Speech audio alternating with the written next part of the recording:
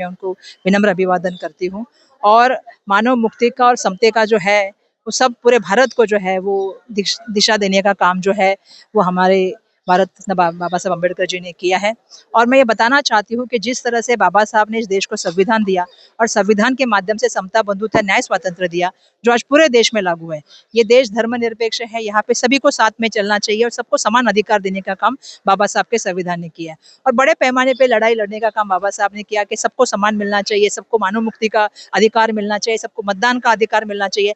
लेकिन हम लोग आजकल क्या देख रहे हैं, क्योंकि मैं संविधान इसलिए लेके खड़ी हूँ क्योंकि भारतीय संविधान ने सब अधिकार दिए हैं, लेकिन आज हम देख रहे हैं कि हर अधिकार को जो है हनन हो रहा है। जिस तरह से आपको पता है वोट चोरी का एक बहुत बड़ा मुद्दा है जिसको हम बार बार लगातार लेके आ रहे हैं आपके सामने। मीडिया पे का जो स्तंभ कहा बाबा साहब ने बनाया था उसके ऊपर काफी सवाल है। कल तो आपने एक दिन से तो आप तो सुन रहे हैं एक आदमी के बारे में कि उनको क्यों निकाला गया मीडिया के ऊपर, उनका कितना बड़ा इन्फ्लुएंस था दोषी जी का, ये सब आपको पता है। साथ साथ में हम देख रहे हैं कि बड़े पैमाने पे आज राजनीति के ऊपर कई सवाल आए हैं, ब्यूरोक्रेसी के ऊपर कई सवाल आए हैं। तो ये सब सवालों को जो है अगर किसी को हल करना है तो देश के संविधान को करना है। और मुझे मालूम है कि बाबा साहब ने कहा था कि इस देश का संविधान अच्छा है या बुरा है ये चलाने वाले हाथों के ऊपर है। तो मैं ये समझती हूँ कि संविधान के हिसाब से देश चलना चाहिए। इस देश को जो है समता, बंधुता, न्याय, स्वातंत्र मिलना चाहिए, ये हमारी यहाँ पे जो है ये है। और सभी को मैं बताना ये भी चाहती हूँ कि हर साल जो है यहाँ पे पूरे देश भर में से नहीं दुनिया भर में से जो लोग हैं यहाँ पे आते हैं लाखों अनुयायी विनम्र अभिवादन करने के लिए।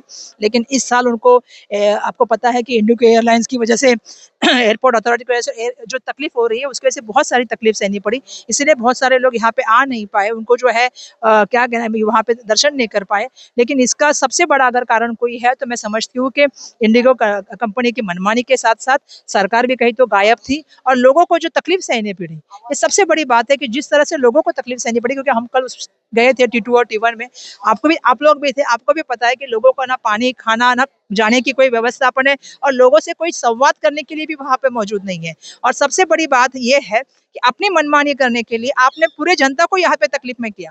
और एविएशन मिनिस्ट्री को कहीं लगाने के लोगों से वो आके बात करे, उनको कुछ बताएं। तो इस तरह से जो कियोस्क कल पूरे 4-5 दिन का था वो उसका कारण भी था और उसकी वजह से आज बहुत सारे लोग यहाँ पे पहुंच भी नहीं पाए। इसलिए हमने केंद्र सरकार को, नितिन गडकरी साहब को विनती भी की थी पहले पिछले दिनों जाके कि जितने भी टोल है, क्योंकि कुछ लोग ट्रेन से जाएंगे, कुछ लोग वापस जो है वो सड़क से जाएंगे, तो उसके जितने भी टोल है उनको माफी दी जाए। लोगों को जो असुविधा हुई है इतने दिन में उसको आप जो है सुधार सकते हैं। लेकिन दुर्भाग्यवश हम देख रहे हैं कि ट्रैवल एजेंसी ने पैसे बढ़ा दिए हैं, बाकी एयरलाइंस के पैसे बढ़े हैं, तो इस वजह से बहुत सारे लोगों को इसके कारण तकलीफ सहनी पड़ रही है।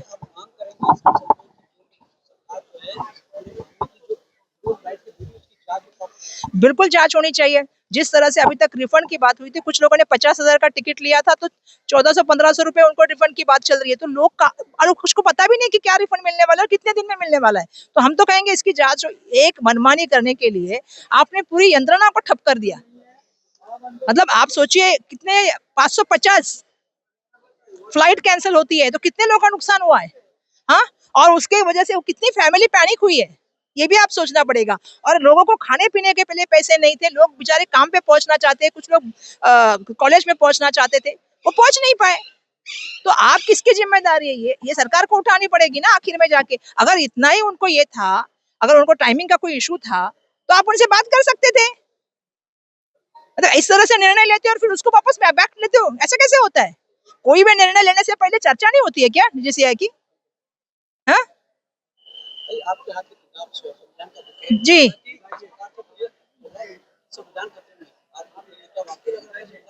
मैंने तो थोड़ी देर पहले आपको ये बताया, वोट चोरी की बात बताई।